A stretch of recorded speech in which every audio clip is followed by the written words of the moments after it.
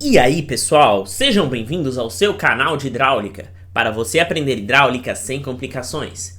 Já de antemão eu peço que vocês deixem o like nesse vídeo, se inscrevam no canal, ative o sininho de notificações e se vocês tiverem qualquer dúvida acerca do conteúdo, mande um comentário aqui embaixo ou arrisquem a tentar mandar um direct pra mim no Instagram, mas o Instagram tá dando problema, então mande um comentário aqui embaixo, beleza? Agora sem enrolar mais, vamos para a aula de hoje? Agora mesmo! Na aula de hoje nós vamos prosseguir com o conteúdo de transições localizadas e vamos realizar um exemplo prático, um exercício de hidráulica, de soleiras e degraus. Então eu vou fazer um exercício que mescle uma soleira em um degrau para que a gente possa reforçar o conteúdo aprendido até então, beleza? Então vamos começar. Um canal retangular está em escoamento permanente quando ele atravessa um degrau seguido de uma soleira, mantendo uma transição localizada. Verificar se ele conseguirá subir a soleira e determinar os níveis d'água em cada situação. Então o que nós temos aqui? Nós temos um canal, ok, ele está vindo, vamos desprezar a declividade de fundo porque é uma transição localizada. Vamos verificar se ele vai conseguir subir a soleira. Então o que acontece? Quando ele atravessar esse degrau, ele vai o quê? Ganhar energia específica e vai haver uma modificação do nível d'água de acordo com o seu regime, ok? E depois que ele subir a soleira, ele vai perder energia, então sua energia específica vai diminuir e também teremos que avaliar o que vai acontecer com o nível d'água, ok? Então a gente exige várias preliminares, a gente tem que ver o tipo de regime, a gente tem que verificar se o nível vai aumentar ou diminuir, entre outras coisas, beleza? Então vamos fazer passo a passo, que esse é um exercício aparentemente simples, mas ele é demorado, porque ele exige muita atenção. Então vamos começar. Passo 1, preliminares. Então primeiro eu vou calcular a altura crítica de escoamento. Por quê? Porque com a altura crítica eu consigo definir se o escoamento está no regime subcrítico ou no regime supercrítico, beleza?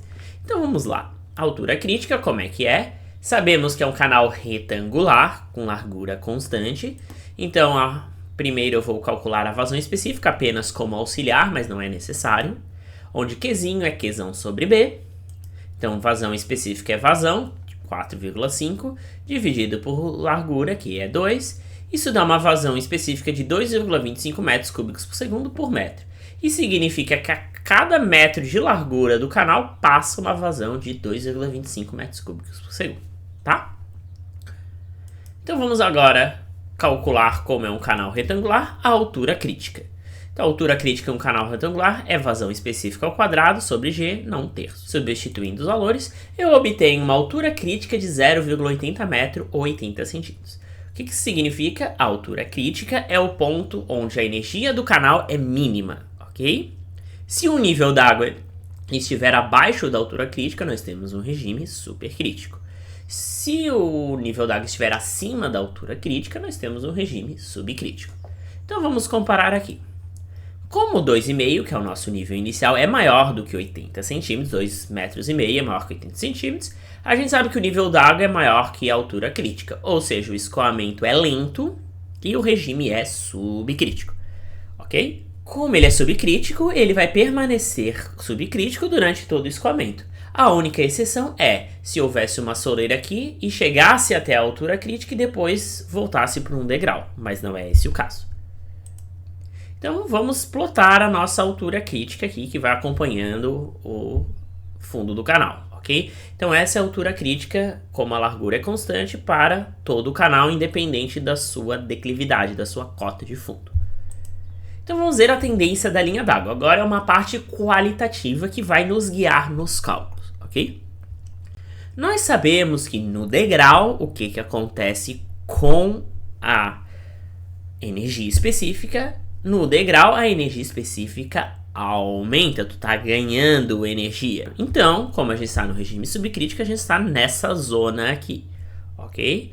Então, o que vai acontecer? Como a energia específica aumenta, olha o que está acontecendo, a lâmina d'água também está aumentando, ok? Então, o nível d'água vai aumentar e a gente tem uma coisa mais ou menos assim. Lembrando que o nível d'água é em relação ao fundo do canal, ok? Aqui é só uma representação, não é em relação a nível de referência zero, e sim ao fundo do canal. Beleza? Então tá. Depois disso, nós temos uma soleira. Numa soleira, a gente está subindo, ou seja, a energia específica está diminuindo. Como a energia específica está diminuindo, vamos andar por aqui, porque o regime continua sendo subcrítico, e nós podemos observar o que está acontecendo, o nível d'água está diminuindo também. Ok?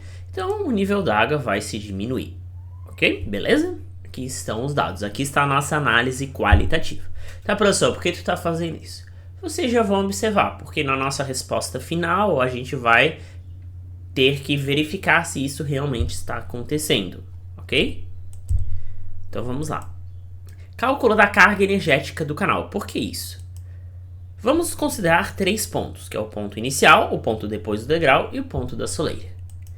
A gente sabe a carga da seção 1. Vamos começar pela seção 1. Então a área da seção 1, A1 igual a B1 vezes H1. Então a área da seção 1, largura é 2, H1 é 2,5. A gente tem que a área do escoamento, na área da seção transversal, é 5 metros quadrados na seção 1. A velocidade no ponto 1, a gente sabe vazão igual a velocidade vezes área, temos a vazão, temos a área, obtemos a velocidade de 0,9 metros por segundo. Professor, por que tu está fazendo isso? Porque com a velocidade eu consigo a carga cinética e com a lâmina d'água e a carga cinética eu consigo a minha energia aqui no ponto 1. Então vamos lá. Carga energética no ponto 1, H1 igual a carga cinética, que é V1 ao quadrado sobre 2G, mais a cota do ponto 1. Qual é a cota do ponto 1? É a cota de fundo do canal, aqui, mais a lâmina d'água. Beleza? Então V1 é 0,9, Z1 é 1, que é a cota de fundo, e H1 é o nível d'água 2,5. Isso implica que a carga energética é 3,54 metros. Tá, professor, novamente, por que tu tá vendo isso? Justamente porque esse é o ponto da questão. Numa transição localizada, a carga energética se mantém aproximadamente constante. Por quê? Porque podemos desprezar as perdas localizadas. Então a gente sabe que H1, que é a carga energética no ponto 1, é aproximadamente igual à carga energética no ponto 2, que é igual aproximadamente à carga energética no ponto 3, que é igual à carga energética no canal. Entendeu? Porque é uma coisa que se mantém constante, porque as perdas são ínfimas. Então vamos continuar. A gente já sabe a carga energética no ponto 1, então a gente sabe a carga energética em qualquer dos outros pontos. E com essa carga energética, nossos cálculos vão ser guiados. Então vamos começar por último, né? Como última preliminar, calcular a energia mínima do canal. Por quê? Porque aqui temos uma soleira e é preciso saber se o escoamento terá energia suficiente para subi-la. Então a energia mínima é 1,5 vezes a altura crítica. A gente pode olhar lá pelo gráfico adimensional. Então sempre energia mínima é 1,5 vezes a altura crítica. Isso dá 1,2 metros. O que isso significa? Significa que se no ponto 3, que é uma soleira, a energia específica, não a carga energética, a energia específica, for menor que 1,2, isso significa que o escoamento não consegue atingir aquele ponto. Então essa soleira acaba com o escoamento, ela não consegue promover uma transição localizada. Então agora vamos começar a calcular. 1 a 1. Vamos começar pelo degrau, que é a transição de 1 para 2, tá? Então eu vou definir a equação de cálculo. Então na transição localizada, H1 igual a H2, que é igual a H3, que é igual a H, que é 3,54. Então é constante esses dados. Então o que a gente quer descobrir? A gente quer descobrir a nível d'água em 2. Então vamos pegar a carga energética em 2 e vamos pegar o valor que a gente já conhece, que é 3,54. O que é carga energética? É a carga cinética, V ao quadrado sobre 2G, mais a cota do ponto 2, que é dada pela cota de fundo do ponto 2, mais o nível d'água apresentado. Então vamos começar a substituir os valores. Mas antes disso, vamos melhorar essa equação, para deixar tudo em função da mesma coisa. O que é V? A velocidade é vazão sobre área, ok? Então a vazão que atravessa esse ponto dividido pela área do ponto 2, tá? Mas o que é a área? A área nada mais é do que, como é um canal retangular, a largura de fundo, base, vezes a altura. Largura de fundo vezes a lâmina d'água em 2. Beleza? Ótimo, já tenho H aqui e H aqui. Já começa a diminuir o número de incógnitas. Vamos só por estética, eu tenho Q aqui e B aqui. Vamos substituir Q e B pela vazão específica Qzinho. Beleza? apenas para facilitar. Então aqui eu já tenho uma equação com apenas uma incógnita, que é HH. Porque o Qzinho é conhecido, o G é conhecido, entre outras coisas. Agora eu vou começar a trabalhar ela para ficar numa equação no formato familiar. Como assim, professor? Vocês já vão ver e vocês vão se acostumar a fazer isso repetidas vezes. Então, o que eu vou acontecer? Passar o 3,54 somando, vou passar lá subtraindo. Então isso é igual a zero. Vou multiplicar toda a equação por h2 ao quadrado. Isso implica que temos h2 ao cubo, menos 3,54 vezes h2 ao quadrado, mais q ao quadrado sobre 2g, porque como eu multipliquei a equação toda por h2 ao quadrado, eu cortei o h2 ao quadrado daqui. Então temos isso. Agora vou substituir o valor. Então, h2 ao quadrado está aqui, menos 3,54 vezes h2, mais 2,25 ao quadrado, dividido por 2 vezes 9,8. Isso dá essa equação aqui de terceiro grau, ok? Obviamente, ela não é uma equação simples de resolver. Vocês dificilmente vão conseguir fazer à mão. Talvez com cálculo iterativo, entre outras coisas. Mas vamos resolvê-la de forma, primeiro, computacional. Como assim, professor? Então, se eu botar no computador, usar o solver, ou usar um gráfico, plotar esse gráfico, eu consigo descobrir as raízes dessa equação. Então, ou utilizando o solver, ou utilizando o gráfico, ou a ferramenta computacional que eu achar mais adequado. Então, substituindo isso no computador, a gente obtém 3 raízes, porque é uma equação de terceiro grau. Nesse caso, a gente tem que h2 pode ser menos 0,26, outro mais 0,28 e outro mais 3,52. Então, vamos analisar um a um. Primeiro, valor negativo não faz sentido, manda embora. Segundo, mais 0,28 existe 2 problemas. O primeiro é, não pode ser menor que HC. 0,28, que é 28 centímetros, é menor do que 80 centímetros. Então ele seria um escoamento supercrítico.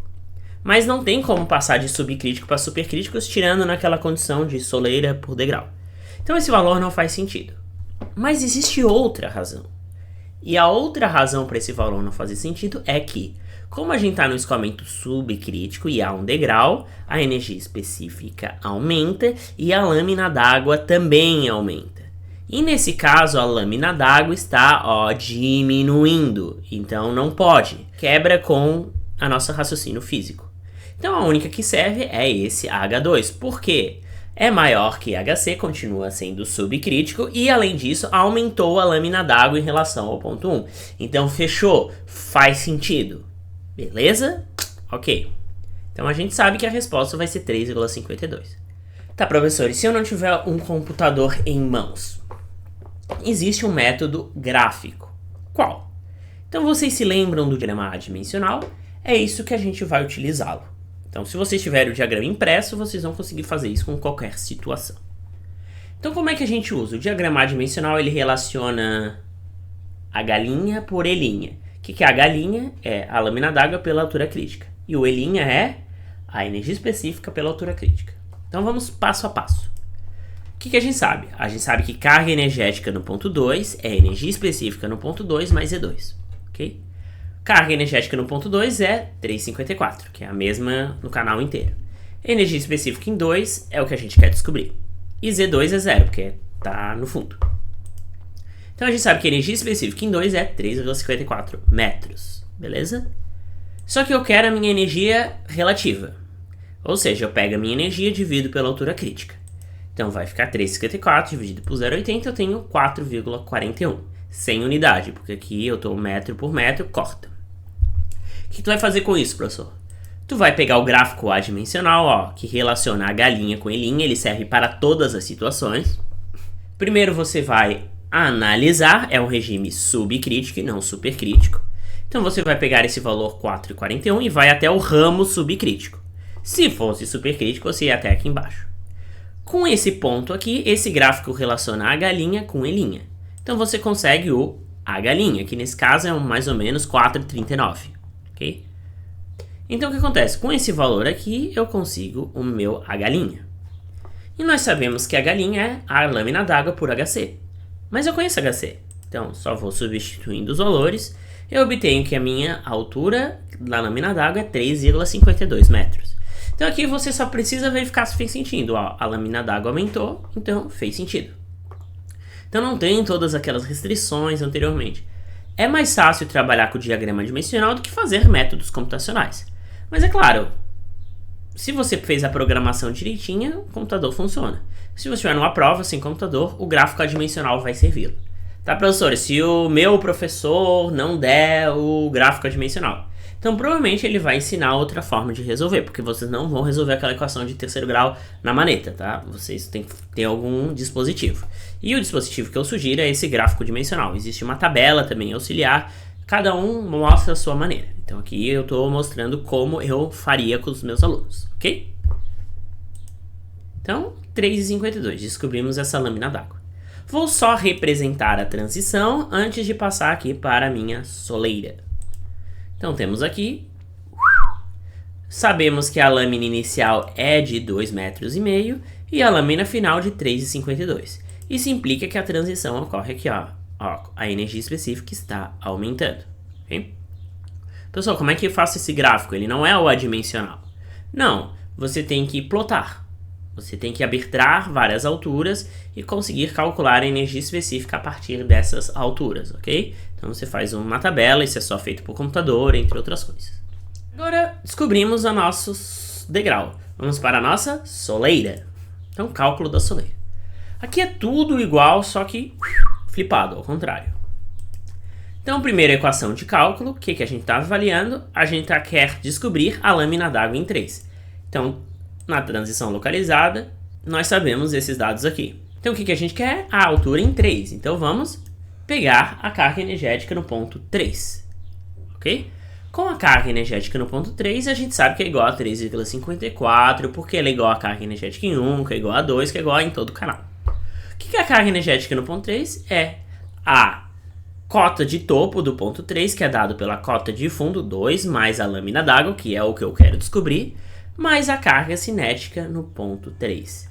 Fazendo aqueles mesmos algebrismos, V é Q sobre A é B vezes H, Q sobre B é Qzinho, ok? Passando o 3,54 para cá, multiplicando tudo por H3 ao quadrado, resolvendo a equação, a gente chega nesta equação final aqui, ok? Sugiro que façam esse passo a passo para não decorar a equação final. Cheguem nesse passo a passo para vocês entenderem o que está acontecendo. Então, repetidamente, eu só fiz um algebrismo para chegar numa equação de terceiro grau, onde está tudo em função de H3, que é a minha única incógnita. Então, botando isso no computador, eu vou obter 3 dados, ok? O primeiro, que é menos 0,37, que não faz sentido porque é negativo. O segundo, que não faz sentido porque ele não pode ser menor que HC, 50 centímetros é menor que 80 centímetros, então não pode ser HC, pois o escoamento tem que manter subcrítico, ok? Então essa é a única requisição. E esse valor faz sentido por quê?